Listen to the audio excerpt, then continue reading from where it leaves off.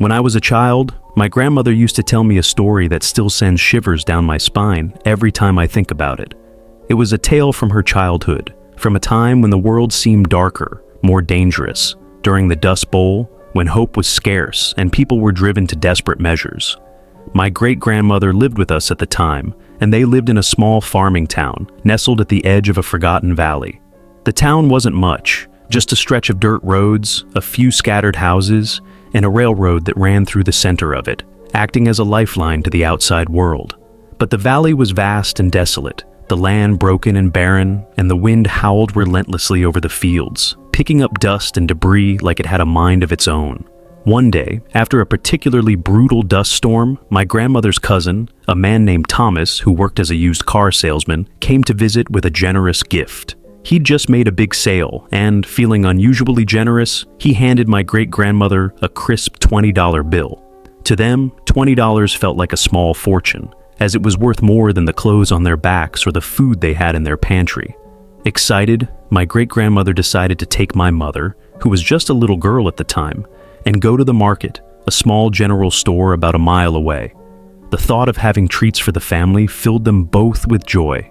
They began the long walk, their shoes kicking up the dry dirt of the road, their minds drifting to thoughts of sugar, spices, and all the things they couldn't afford. But on the way, they crossed paths with two men standing outside the market. The men looked rough, dirty, disheveled, and with an unsettling gleam in their eyes. My great-grandmother didn't pay them much mind, but my mother, always the perceptive one, felt the unease bubbling inside her. They entered the store, gathering what they needed, and when my great-grandmother handed over the $20 bill to pay, the two men's eyes immediately locked onto the transaction. One of them leaned in close to the window, his gaze never leaving the cash. My grandmother felt a prickling at the back of her neck, but said nothing, thinking perhaps it was just her imagination. After paying, they stepped out of the store, and the air seemed colder now, the sunlight beginning to fade into the twilight.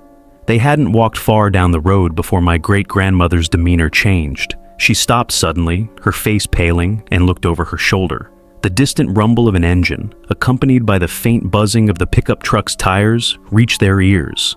There were no headlights on the truck, only the soft hum of the engine as it crept closer. "Get into the cornfield now," my great-grandmother whispered urgently, grabbing my mother's hand and pulling her into the tall, dense rows of corn. The thick stalks felt like walls closing in around them, cutting off the road and the safety of the open air.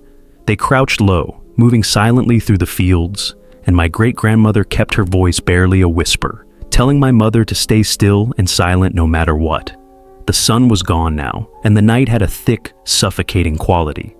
My mother remembers seeing the flickering light of a lantern moving among the corn, its beam bouncing wildly across the field as the two men searched for them.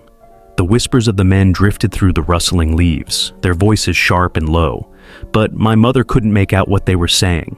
They were close now, closer than she'd ever thought possible.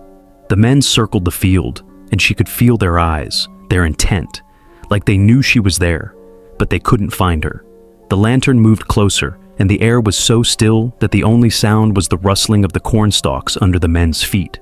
At one point, my great-grandmother whispered to my mother to lie flat on the ground, to not make a sound as the footsteps grew louder and closer. My mother, heart pounding in her chest, could almost feel the cold breath of one of the men against her face as he passed by, just inches away.